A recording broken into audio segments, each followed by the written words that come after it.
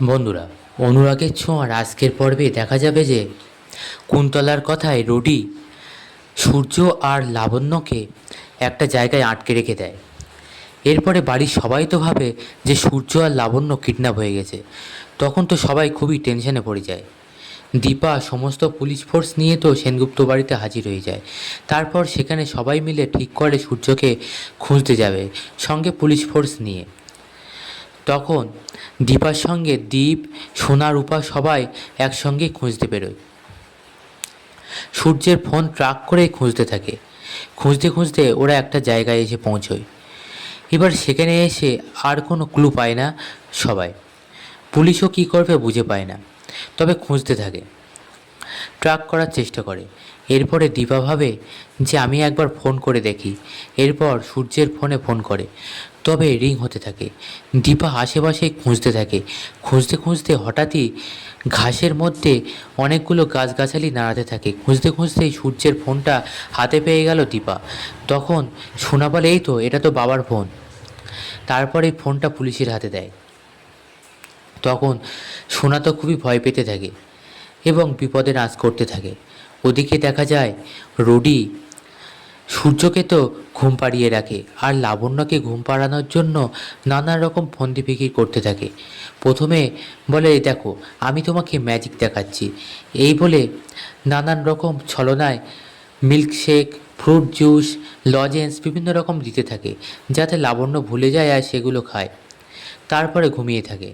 তবে লাবণ্য খেতে চায় না, আর কোনো ম্যাজিকেই ভোলে না। তারপরে রুডি ভয় দেখাতে থাকে লাবণ্যকে। এরপর সূর্যকে দেখিয়ে ভয় দেখায় লাবণ্যকে, সূর্যর ক্ষতি করার কথাও বলে। তখন লাবণ্য বলে, না, তুমি ভালো ছেলের কিছু করবে না, আমি এখনই খেয়ে নিচ্ছি। এরপরে খেয়ে নেয় লাবণ্য। তারপরে সূর্য আর লাবণ্য দুজনেই ঘুমিয়ে থাকে। ওদিকে রুডি বলে, হ্যাঁ স্যার, এখনও তো আপনাকে অনেকক্ষণই ঘুমোতে হবে। এদিকে দেখা যায় সূর্যর ফোনটা পুলিশ হাতে পায়। তখন সোনা ভাবে যে মা ঘাসের মধ্যে আরও কিছু কী খুঁজছে রূপা। তখন রূপা বলে, মনে হয় মা কোনো যদি ক্লু পাওয়া যায় খুঁজছে। তখন সোনা ভাবে যে যদি কোনো খারাপ কিছু পায়। তখন রূপা বলে, না সোনা, একদম ওসব ভাববে না, নেগেটিভ চিন্তা করবে না, ভালো কিছু ভাবো, দেখবে ভালো হবে, ভগবানের কাছে প্রে করো। এরপরে দীপা বলে, না তো আর কিছুই পেলাম না। এরপরে খুঁজতে খুঁজতে হঠাৎ দেখে সিসিটিভি ক্যামেরা। তখন পুলিশকেও দেখায় আর বলে খুব তাড়াতাড়ি সিসিটিভি ফুটেজগুলো কালেক্ট করার জন্য। আর পুলিশও খুব তৎপরতায় সেটা করার চেষ্টা করে।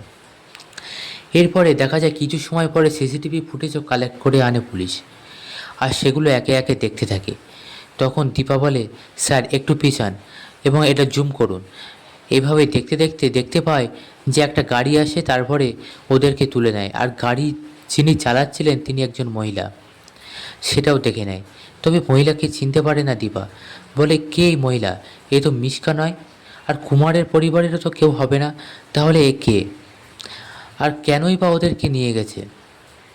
কিছুই বুঝে উঠতে পারে না দীপা। তারপর খুঁজতে খুঁজতে খুঁজতে বেরোয় দীপা আর পুলিশ সহ সবাই।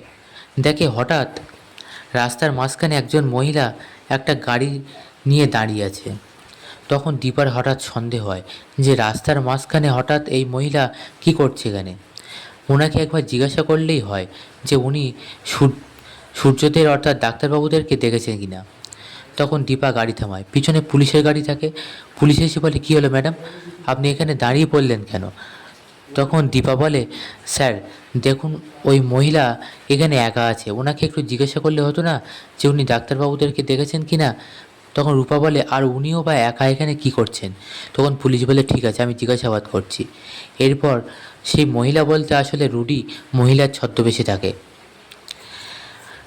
দীপা মহিলা ছদ্মবেশে রুডিকে দেখে ফেলল।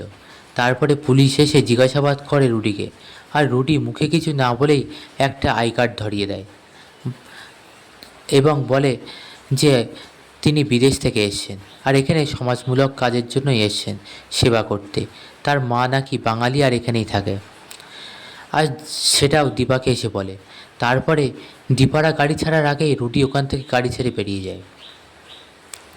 এরপরে পুলিশ সহ দীপা খুঁজতে খুঁজতে হঠাৎ একটা গোডাউন দেখতে পায়, যার শাটার ডাউন করা থাকে। দীপা বলে যে এটা তোলা যাবে না শাটার।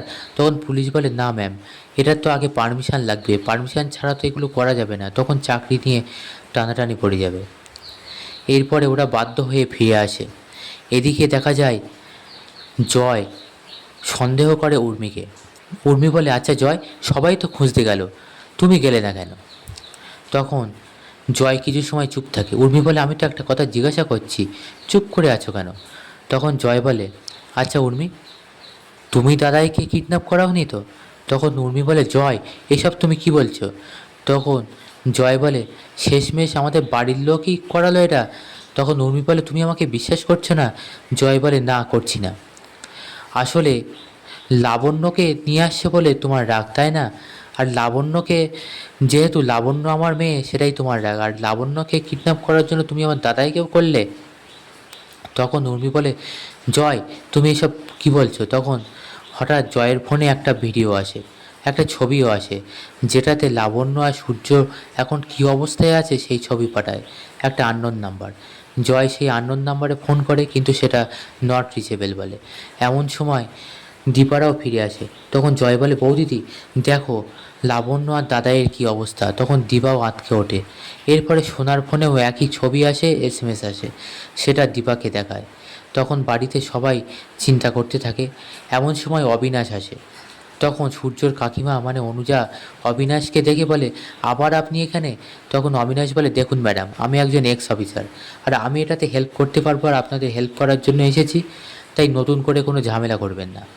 এরপরে অবিনাশের সাহায্য নিতে থাকে দীপা, আর অবিনাশ খুব তাড়াতাড়ি সেই গোডাউন ঘেরাও করে ফেলে। তখন দীপা বলে আমি এক্ষুনি যাবো ওখানে। রূপা বলে না মা, তুমি একা যাবে না, আর কোনো বিপদ বাড়িও না। তখন দীপা বলে আমি হাত পা গুটিয়ে বসে থাকতে পারি না।